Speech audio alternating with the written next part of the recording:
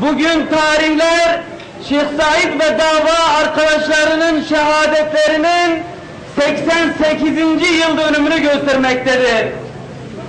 Tabloda da görüldüğü gibi bizler İstiklal mahkemelerinin keyfi ve hukuksuz uygulamaları sonucu zulüm ve haksızlığa uğramış insanları hatırlamak ve halkımıza reva görülen zulme dikkat çekmek için buradayız.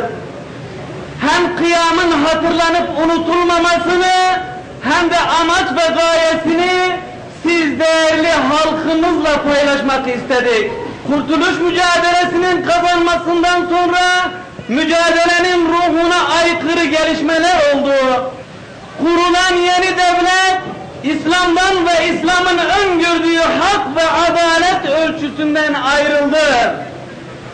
İslam'a ve Müslüman halka zulüm etmeye başladılar. Kıble olarak kendilerine Batı'yı örnek alan idareciler tarafından İslam'a ve İslami değerlere ve Müslümanlara savaş açıldı. Batı tipi yaşam tarzı zorbalıkla topluma dayatıldı. İslam'a ve İslami yaşam tarzına saldırılar başladı. Kutsallarımıza hakaret edildi. Kur'an-ı Kerim'in öğrenilmesi, öğretilmesi yasaklandı. Baskınlarda Kur'an-ı Kerimler toplatılarak meydanlarda yakıldı. Elifba dersi alanlar, Kur'an-ı Kerim dersi verenler, devrim yasalarına karşı geliyorlar denilerek İstiklal mahkemelerine sevk edildiler.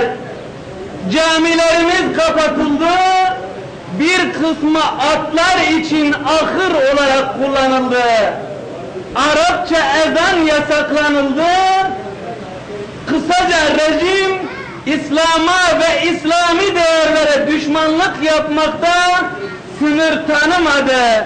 Zalimler için yaşasın cehennem. Zalimler için yaşasın cehennem. Zalimler için yaşasın cehennem. Zalimler için yaşasın cehennem. Halkın inancı ve değerleriyle barışma yerine çatışmayı, sindirmeyi, imha etmeyi tercih ettiler. Seslerini duyurmak, rejimi yapılan yanlışlardan döndürmek için kıyamdan başka yol bulamayan alimlere ve şeyhlere halk destek verdi. Halkın bu direnişine karşı rejimin tepkisi çok sert oldu. İtiraz eden, baş kaldıran halkı susturmak ve sindirmek için her türlü zorbalık yöntemleri uygulandı.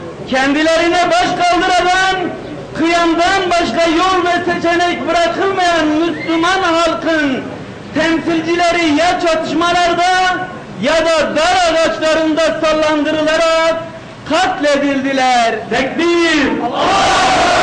Tekbir! Tekbir! Şeyh Said ve arkadaşları hükümetin talimatlarına göre hareket eden, hukuktan anlamayan, hükümet üyesi kişilerin başkan ve üye oldukları İstiklal mahkemeleri tarafından idama mahkum edildiler.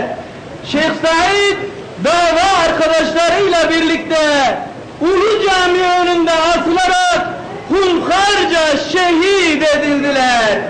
Devlet geçmişiyle yüzleşmeli ve suçunu kabul etmelidir. Mağdurların ailelerinden ve halktan özür dilemeli, mağduriyetlerini gidermelidir. Halkının dini ve diliyle barışılmalı, red, inkar ve asimilasyon politikasından vazgeçilmelidir. Müslüman halkın inancı ve etnik kimliği üzerindeki yasaklar ve kısıtlamalar kaldırılmalıdır. İslam'ın tüm halklara tanıdığı İslami ve insani hakların aynısı Müslüman Kürt halkına tanınmalıdır. Ulus devlet anlayışından vazgeçilmelidir. Hak ve adalet ölçüsünde kardeşliğin esas alındığı bir devlet yapısı oluşturulmalıdır. İstiklal mahkemeleri tutanakları, Millet Meclisi arşivi, Genelkurmay arşivi bir an önce açılmalıdır. O dönemdeki katliamlarla ilgili maddi gerçekler tüm yönleriyle ortaya çıkarılmalıdır.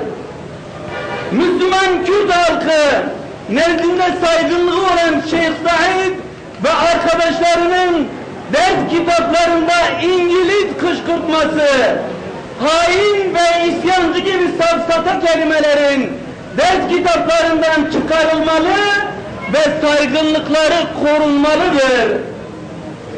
Şeyh Said ve arkadaşları ile Bediüzzaman Said Nursi başta olmak üzere kabirleri halktan gizlenenlerin mezarlarının nerede olduğu açıklanmalı ve halkın ziyaretine açılmalıdır.